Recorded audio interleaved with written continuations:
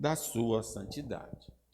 Não devemos também esquecer que o desconhecimento ou o esquecimento das obras salvadoras e das obras da graça comum tem esfriado o nosso coração para adorar a Deus e nos feito fazê-lo de maneira displicente. O que é que Deus fez na sua vida? Será que você seria capaz de contar? O hino diz: conta muitas bênçãos, dize de uma vez, e verá surpreso o quanto Deus já fez. Mas a gente tem uma memória muito curta, esquece facilmente o que Deus tem feito. Então eu esqueço o que Deus tem feito na atualidade e me esqueço do que Deus já fez. E isso então não me incentiva, não me motiva a adorar ao Senhor. Porém, no livro de Deus encontraremos essas obras da graça comum, da graça especial, de maneira abundante. Além disto, o ar, a água, as vestes, o alimento, a morada, os talentos, o trabalho, a família e outros demonstram o trabalho atual do Senhor, nos tornando indesculpáveis no relaxamento do serviço à adoração. O salmista via essa graça e dizia: que darei ao Senhor por todos os seus benefícios para comigo. Então, eu preciso saber quem Ele é, eu preciso ver o que Ele está fazendo para ter esse ânimo para adorar a Deus. Então, este salmo nos reacende a vontade de adorar a Deus, nos revelando razões para este serviço. Nós vimos então, e eu não vou falar agora, o que cai bem ao crente é louvar a Deus. E a primeira razão foi dada na outra mensagem, que é louvar a Deus pela sua fidelidade. Deus é fiel. O que Ele promete, Ele cumpre.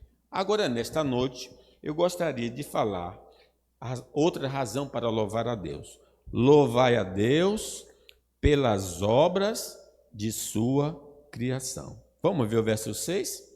Os céus, por sua palavra, se fizeram, e pelo sopro de sua boca, o exército deles.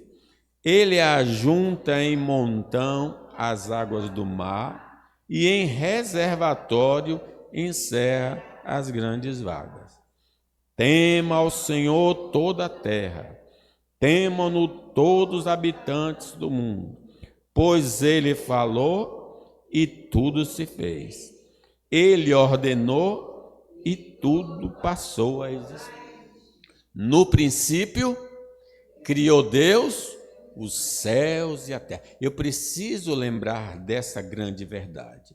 A origem de tudo reside unicamente em nosso Deus. Nada tem existência fora dele. Foi pela palavra do seu poder que as coisas vieram a existir. Gênesis deixa muito claro, disse Deus: haja luz, e houve luz. Ele falando e as coisas acontecendo. Foi pela palavra do seu poder que as coisas vieram a existir.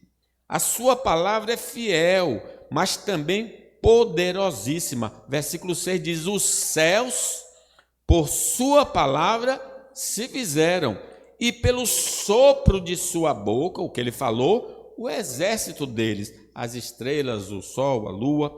Essa mesma palavra que criou o primeiro universo vai criar o novo universo para que os santos vivam em perfeita paz e harmonia por toda a eternidade. Que João disse: eu vi um novo céu e uma nova terra. E ali Isaías diz o Senhor: eu crio novos céus e nova terra.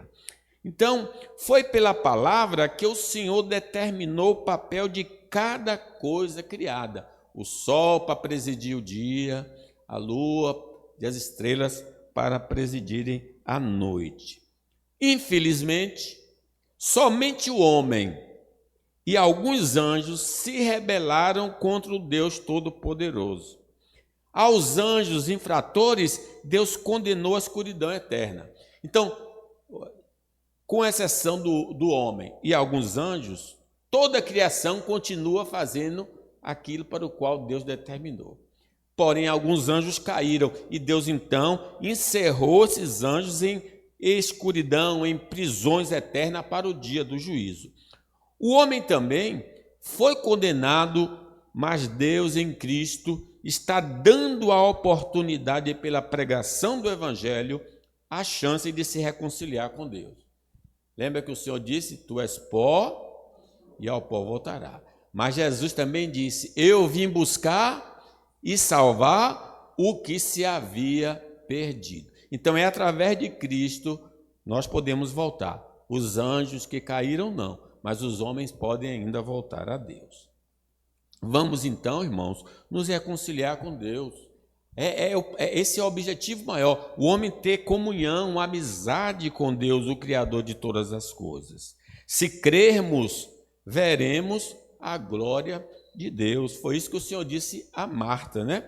Que possamos responder a esse chamado com um coração contrito e cheio de fé, buscando a reconciliação com o nosso Deus e vivendo na expectativa da manifestação da sua glória. Então é preciso ouvir o chamado de Deus. Ouvir e a vossa alma viverá. Deus pôs, irmãos, limites a todas as coisas criadas. Versículo 7 diz, olha, ele ajunta em montão as águas do mar e em reservatório encerra as grandes vagas. Então o mar tem seu limite, né? Deus colocou um limite para o mar. Toda a criação tem um papel definido por Deus. Elas se submetem incondicionalmente ao mandar divino. Porém, na proximidade do retorno de Cristo, a criação quebrará esta ordem por uma decisão divina que vem julgar os homens por causa de suas iniquidades.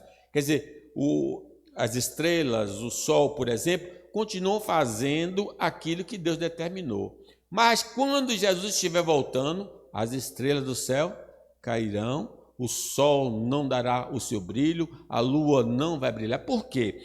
Porque nos últimos tempos Deus vai autorizar a esses elementos, o exército dos céus, que deixem a sua posição por causa da iniquidade do homem, porque Deus vem julgar o homem.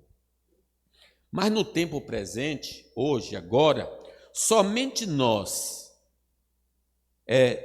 feitos à imagem de Deus, nos insurgimos contra os limites que Deus impôs a nós. Toda a criação está dentro da rota estabelecida por Deus. Quem é que saiu dessa rota? O homem. Nós todos pecaram, destituídos estão da glória de Deus. Comemos do fruto que não deveríamos comer. Adoramos os deuses fruto da nossa imaginação. Ridicularizamos muitas vezes Deus e seus feitos. Deixamos de adorá-lo em busca dos nossos próprios interesses. Adulteramos, matamos, mentimos, cobiçamos, tudo para afrontar e desobedecer ao Senhor. Esse é um quadro que descreve a palavra de Deus. Não há um justo sequer, não há ninguém que entenda.